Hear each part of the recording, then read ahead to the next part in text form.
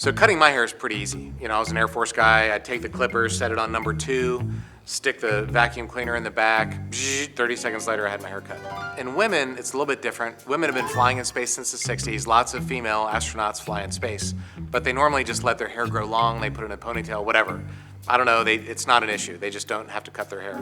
But I flew with Samantha Cristoforetti, and you know, she's Italian and she's the national hero of Italy. So before we went to space, she wouldn't let me launch until I was qualified to properly cut her hair. I went to her hairdresser here in Houston, spent 2.5 hours learning how to do a proper women's haircut, which was a very confusing thing. You gotta hold the scissors a certain way, you gotta put clips in, there's a whole thing. And I gotta tell you, you know, I launched on rockets, I flew combat in F-16s, I've done rendezvous, I've done spacewalks.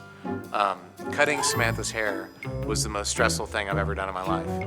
Because if I would have messed that up, there would have been 50 million angry Italian women, and I didn't want that. So anyway, we did it. It was actually a 3-person job, so Anton came down, and he held the vacuum cleaner. I had to get her set up, and we had to get all the cameras set up. There's some videos online. You can watch me cutting her hair.